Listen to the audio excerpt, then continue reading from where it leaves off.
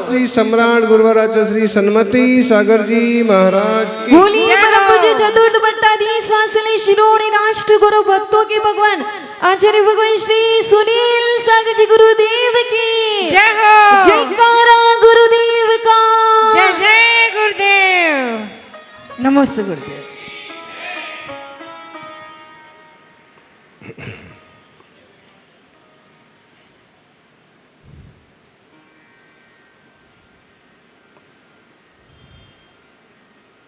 जीवो परिणमति जदा सुहेण असुहेण बा सुहो असुहो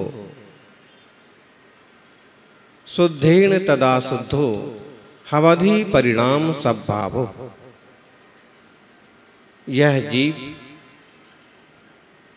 जब शुभ रूप से परिणमित होता है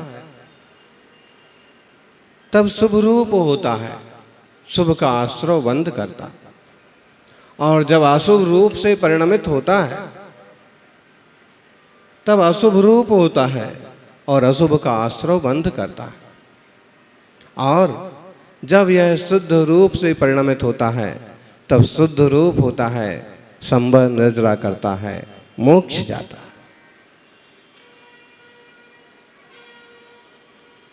इंसान ऊपर से वैसा का वैसा रहता है लेकिन भीतर से बदलता जाता है। चेहरे के ऊपर चेहरे लगे हुए हैं। बाहर का एक चेहरा तो हमें नजर आता है लेकिन उसके भीतर भीतर कितने चेहरे हैं वो नजर नहीं आता। बाहर से नजर आता है कि इंसान है, भीतर बैठा हुआ देवत्व की जानवर हमें नजर नहीं आता। एक गरीब ब्राह्मण 2-4 दिन से भिक्षा भी नहीं मिली, बुरी तरह से परेशान हो गया, भूखे मारे परेशान हो गया और उसने लोगों से सीधा खाना मांगना चालू कर दिया, भोजन दे दो। और लोग कहते हमारे पास नहीं है, आगे घर जाओ। और कोई कहता कि ये तो 21वीं शताब्दी है, रोटियां भी गिन करके बनती हैं।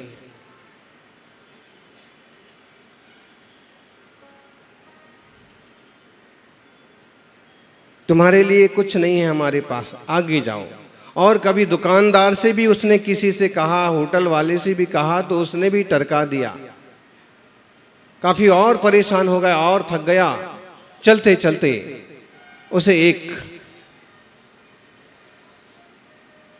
फकीर दिखा, एक सन्यासी दिखे, बड़े शांत, बड़े भद्र थे। और उसकी हालत देख करके उनसे रहा नहीं गया और उन्होंने कहा, भाई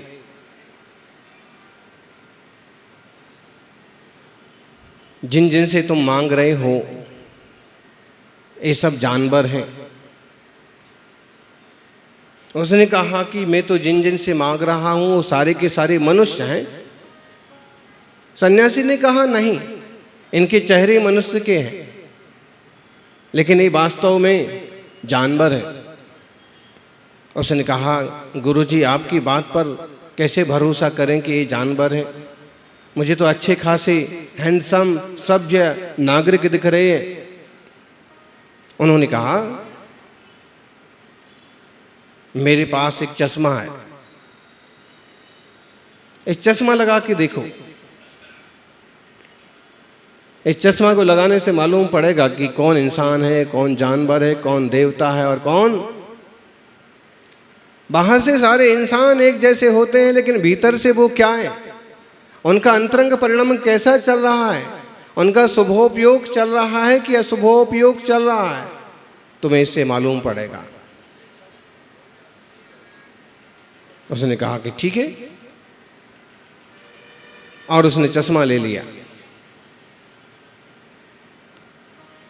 चश्मा लगा करके देखा तो सच में और जिस तरफ देखता और जहाँ से हो करके आया था उन लोगों की तरफ देखता तो किसी के भीतर उसे शार दिखता, किसी के भीतर कुत्ता दिखता, किसी के भीतर बिलाव दिखता, किसी के भीतर सांड दिखता, किसी के भीतर गधा दिखता, किसी के भीतर किसी न किसी तरह का पशु पंछी दिखता।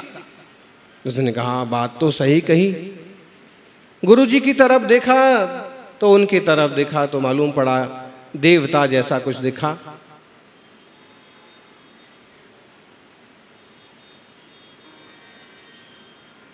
अपनी तरफ देखा तो भी उसे एक इंसान जैसा दिखा कुछ, कि जो भले मांग करके पेट भर ले लेकिन किसी की चोरी नहीं करे, डाका नहीं डाले, लूटे नहीं। फिर गुरुजी ने कहा अब तुम्हें भूख तो लगी है, देखो वो सामने मोची बैठा है ना, जूते बनाने वाला, जूते सुधारने वाला, उसकी तरफ जाके देखो, उससे तुम्हें भोजन मिलेगा। और उसने वहां जाकर के देखा तो देखा कि मोची नहीं, इसके भीतर तो इंसान झलक रहा है।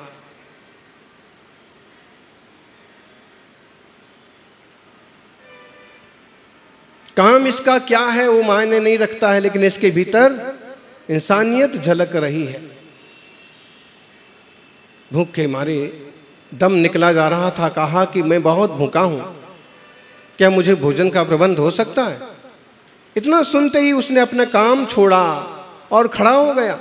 आप भूखे हैं, आपने भोजन नहीं किया, 3 दिन से आपको कुछ नहीं मिला, आप पहले मेरे पास क्यों नहीं आ गए? आप भूखे नहीं रह सकते हैं, मैं आपको भूखा नहीं रहने दूंगा। और उसने जो अभी तक रेजगारी इकट्ठी की थी, सिक्के इकट्ठे किए थे, 50 पैसे, 1 रुपये पॉलिश करने के, सिलाई करने के, धागा डालने के, ऐसे सारे के सारे सिक्के रेजगारी उठाई और सामने एक दुकान थी, शाकाहारी भोजनालय था, वहां जाके सारी सिक्के पटक दिए और कहा दुकानदार से कि भाई साहब, उसने पहले ब्राह्मण महाशय को कहा कि देख रहे हो मेरा काम क्या है, देख रहे हो मैं कितना छोटा आदमी हूं, आप मेरे हाथ का कैसे खा सकते हैं? ब्राह्मण ने कहा कि भूख तो बहुत लगी है, तो फिर मैं उपाय करता हूं। और जो कुछ सिक्के थे सारे के सारे भोजनालय वाले को दे दिए और कहा कि भाई साहब, इन सिक्कों से जितना भी भोजन आता है, जितनी साग सब्जी रोटी आती है, वो मुझे यहाँ रख दीजिए और यहाँ पर इन ब्राह्मण महोदय को थमा दीजिए। दुकानदार ने उसे दे दी। सारी रेजगारी, सारे सिक्के उसके खत्म हो गए। अब तक की जितनी कमाई थी वो सब की सब चली गई, लेकिन एक इंसान तृप्त हो गया, पेट भर गया, उसको बहुत खुशी हुई और तुरंत भागा कि अभी तो टाइम है, दिन में और भी टाइम है, अभी शायद और दुकान पर बिक जाए। तो उसने 1 जोड़े जूते और बनाए थे, तो वो 1 जोड़ी जूते लेकर के आ गया और जहां बैठता था वहां बैठ गया कि भाई ये बिक जाएं तो अब बाकी घर में। लेकिन हुआ क्या कि वो लेके आने के साथ उसके मन में एक भाव और आया कि आज तो मैंने इन्हें तृप्त कर दिया, कल क्या होगा? मेरा तो ठीक है, इनका क्या होगा? ये जूते बिक जाएंगे तो इसमें जो कुछ भी इनकम होगी मैं वो इन्हें दे दूंगा। परिणामों का खेल देखना कैसे कैसे होता है और कैसे शुभ से अशुभ और अशुभ से शुभ होता है। आदमी आपको ऊपर से सुंदर दिख रहा है और भीतर से उसके भाव खूब मैले हैं, और आदमी बाहर से आपको मैला दिख रहा है, फटे कपड़े पहन करके अपना काम कर रहा है और भीतर से भाव उजले।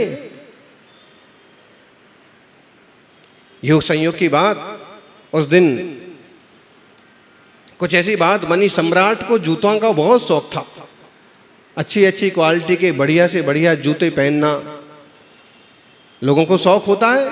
कुछ लोग आपको ऐसे मिलेंगे कि जिनके घर में 5 जोड़ी जूते हैं, 10 जोड़ी चप्पल हैं अपने लिए। एक पुराना कोई तमिलनाडु का किस्सा था, वो मंत्री था क्या था, हैं? चप्पल का जूते का शौक जयललिता को भी था। हाँ, 3,500 बूट जूते चप्पल। ऐसे ही उस राजा को, ये राजा लोगों को क्या धुर्र चढ़ जाए, क्या धुन लग जाए, तो मंत्री एक जोड़ी लाया, 2 जोड़ी लाया, इधर से लाया उधर से लाया। राजा ने कहा ये कोई जूते हैं? ये छोटा है, ये बड़ा है, इसका रंग ऐसा है, इसका धागा ऐसा है, हटाओ और अब की बार जाओ अच्छे लेकर के आना, वरना आना मत। तो मंत्री ने सोचा कि अब तो कुछ, और गया तो उसकी नजर वो जो एक जोड़ी लेके बैठा था, कोई बड़ी दुकान नहीं थी, उस पर लग गई कि और बड़ी बड़ी दुकानों में ढेर तरह के हैं, लेकिन एक जोड़ी होने के बाद भी इसमें कुछ तो विशेषता है, शायद सम्राट को ये पसंद आ जाए। तो उसने कहा कितने को दोगे? जैसे उसका अपना धंधा व्यापार चलता था, सही सही बता दिया, 5 रुपये 10 रुपये कीमत है। आज महंगाई के जमाने में आप उसकी 500 रुपये मान लो। उसने कहा 5 रुपये कीमत है। मंत्री बड़े खुश हुए कि और दुकानों पर बड़े बड़े महंगे महंगे मिल रहे थे। हैं ये बड़े बड़े मॉल्स होते ना, बड़ी बड़ी दुकानें होती हैं, लोग वहां से सामान खरीदना पसंद करते हैं, जबकि वो डेढ़े दोगुने भाव से बेचते, जबकि सामान लारी वाले सर पर टोकनी जो खेत से फल लेके आए हैं वो आपको उससे भी कम कीमत में देते हैं। फिर भी लोग माल में जाके नहीं करते भावताव, और गरीब टोकनी वाले से भावताव करते हैं। वहाँ तो जैसे भर वालो ऐसे बिल बन गया, भर दो। ज्ञानी गरीबों पर, सामान्य लोगों पर प्रेम और दया रखो। अगर 2-5 पैसे उनके पास ज़्यादा चले भी जाएंगे तो उनके बच्चे खाएंगे, खुशी होगी। हुआ क्या? मंत्री ने कहा 5 रुपये, लो 5 रुपये, और लेकर के राजा के पास गया। राजा ने देखा कि बहुत सुंदर, बहुत अद्भुत, पाँव में भी एकदम फिट बैठ रहा है, धागा भी ठीक ढंग से लगा है, इसका तल्ला भी बढ़िया है, बहुत बढ़िया। कितने रुपए के लाए? उसने कहा 5 रुपये। उसने कहा इसकी कीमत 5 रुपये नहीं, इसकी कीमत 5,000 रुपये होना चाहिए। किसने बनाए हैं? बुला के लाओ। किसने बनाए हैं? मंत्री भागा भागा गया, वो अपना समेट ही रहा था तकुआ, अपना छोटा मोटा सामान, कि मंत्री ने कहा कि महाराज ने बुलाया। उसने कहा महाराज ने? मेरा महाराज के पास क्या काम? आज तक तो मैंने दर्शन भी नहीं किए, मेरे जैसे लोगों को धक्का दे के दूर निकाल दिया जाता है। महाराज ने तुम्हें याद किया है, चलो। उन्होंने कहा ठीक है, कुछ गलती होगी माफ करना। और गए तो राजा खुश। उन्होंने कहा कि आज तक मैंने ऐसा जूता नहीं देखा, ये तुमने बनाया, ये तुम्हारा जूता है। उसने कहा सर महाराज साहब ये जूता मेरा नहीं है। मंत्री जी झूठ बोल रहे क्या? ये जूता 5,000 का नहीं, 5 रुपये का नहीं, 500 रुपये का नहीं, 5,000 का होना चाहिए। उसने कहा कि जो भी है, लेकिन ये जूता मेरा नहीं है। मंत्री ने कहा कि मैंने तुमसे खरीदा, तुम वही इंसान हो। उसने कहा आपने खरीदा ये बात सही है, मैंने बेचा ये बात भी सही है, लेकिन अब इस पर मेरा स्वामित्व नहीं है। तो किसका स्वामित्व है, किसका जूता है? उसने कहा कि ये ब्राह्मण महोदय का, उनका है। तुरंत खोज कराई गई, उन्हें बुलाया गया कि आपका है? उन्होंने कहा कि मेरा तो कोई जूता नहीं है, मैं तो एक फकीर हूँ, मैं एक ब्राह्मण हूँ, गरीब हूँ, नंगे पाँव घूमता हूँ, जहाँ भिक्षा मिल जाती है भोजन कर लेता हूँ, प्रभु का भजन करता हूँ, मेरा कोई जूता नहीं।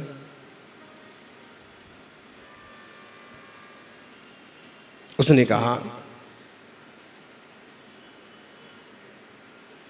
मोची ने कहा कि आपका ही है। राजा ने कहा मामला समझाइए, बात क्या है? उसने कहा तुम्हारा योग संयोग कैसे बना? तो उसने कहा कि मैंने इन्हें भोजन कराया, और उसके बाद मेरे विचार हुए कि कल इनका क्या होगा, परसों क्या होगा, 3 दिन से कुछ नहीं हुआ, तो आज जो कुछ और कमाई होगी मेरी, अब वो भी मैं इनको दे दूंगा। इसलिए जो 5,000 रुपये बनते हैं ये भी इनको ही देना चाहिए। ब्राह्मण हक्का बक्का रहेगा, कोई इतना बड़ा इतना बेहतरीन इंसान भी हो सकता है।